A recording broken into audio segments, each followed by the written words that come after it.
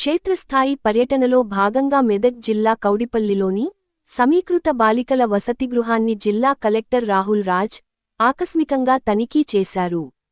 ఈ సందర్భంగా కలెక్టర్ మాట్లాడుతూ, జిల్లాలో ఉన్న 105 ప్రభుత్వ సంక్షేమ పాఠశాలలు, వసతి గృహాల్లో శుభ్రతలో రాజీ పడకుండా, నాణ్యతతో కూడిన నూతన మెనూ పగడ్బందీగా అమలవుతుందని, కౌడిపల్లి బాలికల వసతి గృహంలో మొన్న జరిగిన సంఘటనపై స్పందించడం జరిగిందన్నారు.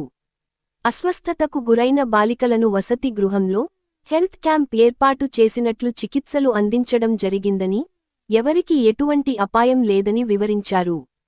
ఈ సంఘటనపై కలెక్టర్ స్వయంగా వసతిగృహాన్ని సందర్శించి విద్యార్థులతో మాట్లాడటం జరిగింది. ప్రస్తుత సౌకర్యాలు పట్ల విద్యార్థులు సంతృప్తి వ్యక్తం చేశారు. ఈ కార్యక్రమంలో వసతి గృహ సంక్షేమ శాఖ ప్రిన్సిపల్, ఉపాధ్యాయులు తదితరులు పాల్గొన్నారు. మెదక్ జిల్లాలో సుమారుగా 105 రెసిడెన్షియల్ ఎడ్యుకేషనల్ ఇన్స్టిట్యూషన్స్, హాస్టల్స్, కేజీబీవీసీ ఇవన్నీ కలిపి రెసిడెన్షియల్ మోడ్ల వరకు అయితే సుమారు 105 ఇన్స్టిట్యూషన్స్ ఉన్నాయి. సో వీటన్నిటిలో కూడా మనం రాష్ట్ర ప్రభుత్వ ఆదేశానుసారం మంచి పౌష్టికమైన ఆహారం అన్నిట్లో కూడా పెట్టడం జరుగుతూ ఉంది. సో ఇప్పుడు రివైజ్డ్ డైట్ ఛార్జెస్ ప్రకారం కూడా మంచి న్యూట్రిషనల్ ఫుడ్ అనేది ప్రతి దగ్గర పెడతా ఉన్నాం.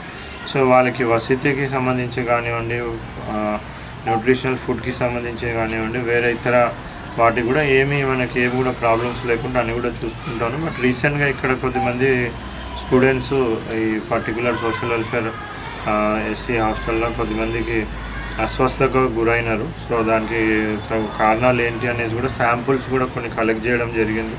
సో ఆ రోజు ఇట్లా జరిగిందని చెప్పగానే ఇమీడియట్గా డిఎంహెచ్ఓ, సో మెడికల్ బృందం, ఇక్కడ ఉన్న డాక్టర్స్ అందరు కూడా విజిట్ చేసి అందరు కూడా హెల్త్ క్యాంప్ పెట్టి అందరిది కూడా ప్రాపర్గా మొత్తం కూడా అన్ని టెస్ట్ చేయడం జరిగింది.